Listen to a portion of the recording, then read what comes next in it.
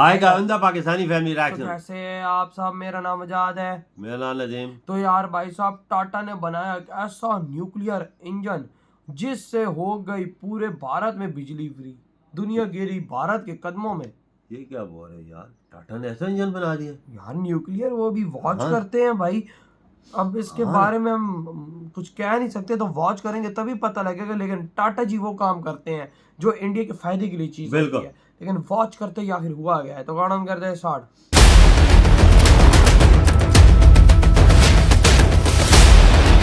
टाटा ने बनाया ऐसा परमाणु इंजन जो पैदा करेगा सस्ती बिजली। अच्छा। इतिहास में पहली बार बिजली सेक्टर का बदलेगा पूरा नक्शा।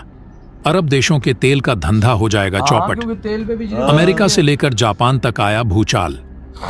दोस्तों, भारत की सबसे भरोसेमंद और दिग्गज कंपनी टाटा आए दिन एक से बढ़कर एक टेक्नोलॉजी बात तो दुनिया है के यार। सामने पेश करती जा रही है, टाटा का जिसको बहुत देखने नाम के बाद अमेरिका तक हैरान हो गया है।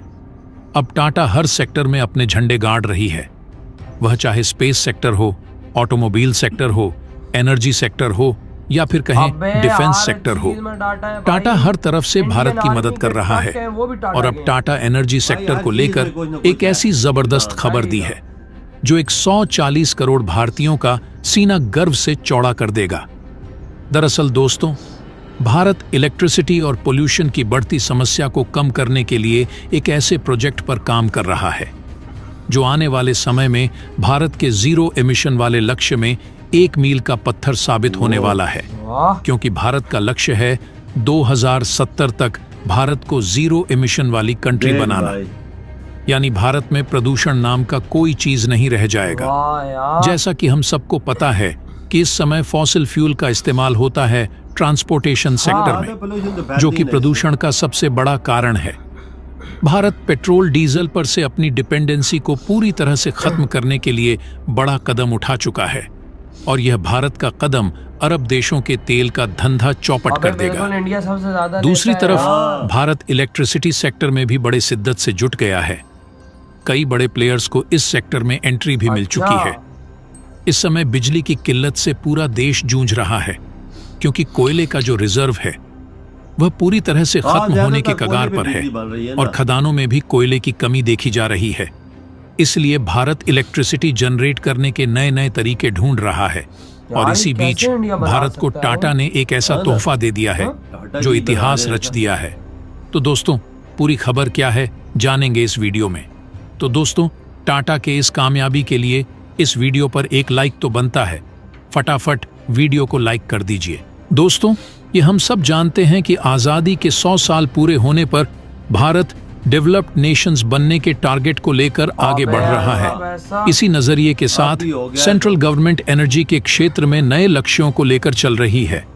इसके तहत लक्ष्य रखा गया है कि भारत 2047 तक 10% बिजली न्यूक्लियर सोर्सेज से हासिल कर सके। लेकिन अभी भारत में केवल 2% बिजली फिलहाल न्यूक्लियर पावर प्लांट से जनरेट की जाती है। लेकिन इसे 10% तक बढ़ाने के लिए अब भारतीय सरकार को प्राइवेट सेक्टर की जरूरत है और भारत के इस टारगेट को पूरा करने के लिए ऐसी दिग्गज कंपनी से मदद मांगी गई है जो भारत की मदद ऑलरेडी कई सेक्टर में कर रही है। सीधे तौर पर सरकार इन प्राइवेट कंपनी को न्यूक्लियर एनर्जी सेक्टर में खींचने का मन बना चुकी है, वह भी तब जब भारत में प्राइवेट कंपनी को न्यूक्लियर पावर प्लांट कंस्ट्रक्ट और ऑपरेट करने की परमिशन नहीं मिली है। वैसे आपको बता दें कि फिलहाल भारत की 42% बिजली नॉन फॉसिल फ्यूल से बनाई जाती है। नॉन फॉसिल फ्यूल मतलब सोलर, विंड, थर्मल और न्यूक्लियर एनर्जी। लेकिन इसे 2030 तक 50% तक लेकर जाने के लिए एक गजब की तरकीब सरकार ने लगाई है।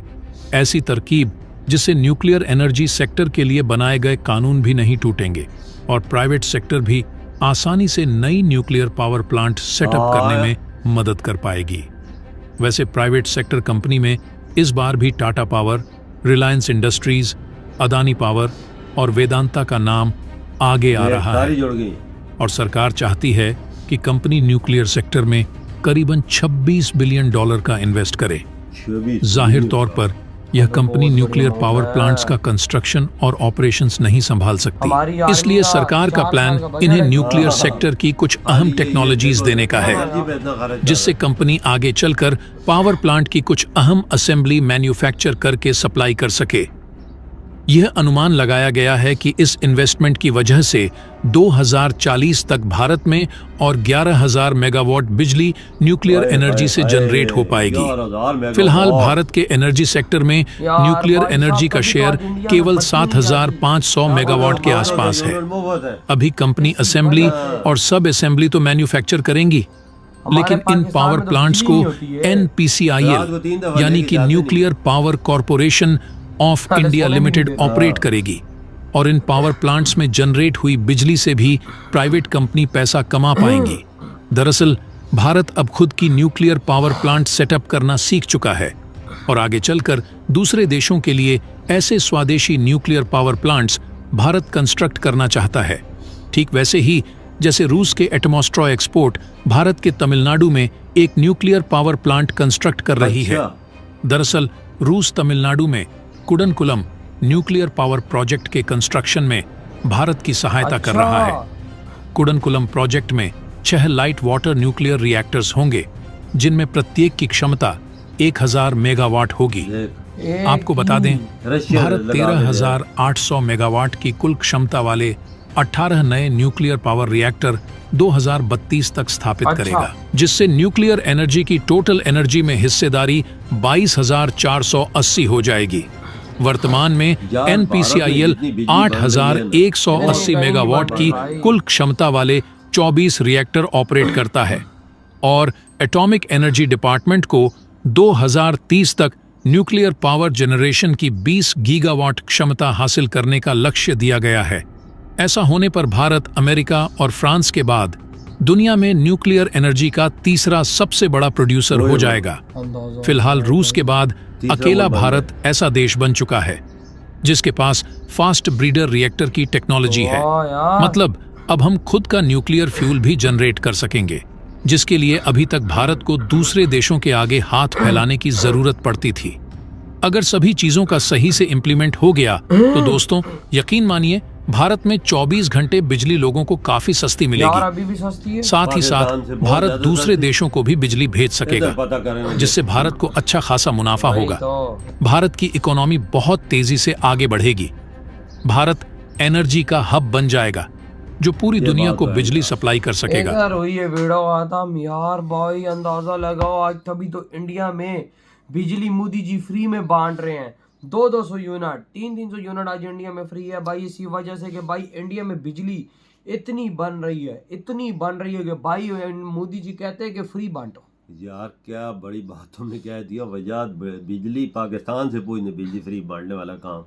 200 यूनिट का बिल आ रहा है हमारे पास 12,000 रुपया। और अगर इंडिया में- 200 से यूनिट ऊपर होते हैं तो फिर अल्लाह ही हाफिज़ है, फिर 15,000 18,000 ये तो नॉर्मल है भाई। और मोदी जी को देखो 200 यूनिट फ्री में देते हैं सब। फ्री में। देखना सोचने वाली बात है, 200 यूनिट बड़ी चीज है इंडिया में। बहुत एम बड़ी। भी उधर यूनिट का जो रेट है वो 4 रुपए या 5 रुपए। उधर बिजली कितनी बन रही है भैया। यार इस बार आप लोगों को कहता बिलाए प्लीज कमेंट सेक्शन में बताना। लेकिन अब टाटा जी को मोदी जी मैदान में ले आए हैं।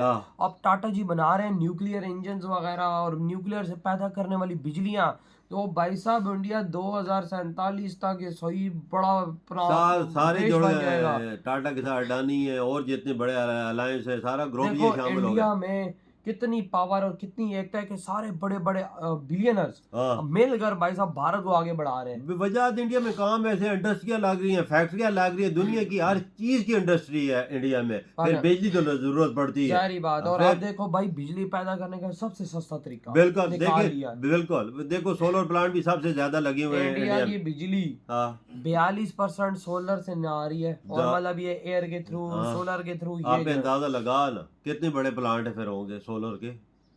कि जो भारत के 42% हिस्सा हाँ। वो पूरा कर हाँ, रहे हैं। पूरा और कर रहे अभी तो फिर न्यूक्लियर जो हाँ। न्यूक्लियर पूरी करेगा उसका तो फिर इतिहास ही ये हो तो रहा है। 2070 तक जो बिल्कुल पोल्यूशन से पाक इंडिया होगा। कोई ऐसी चीज नहीं होगी कि बंदा बोले कि कोई हवा में कोई ऐसी चीज है। बिल्कुल साफ सुथरा माहौल माहौल होगा। बिल्कुल। यार आपकी क्या थॉट है इधर वीडियो खत्म करते हैं।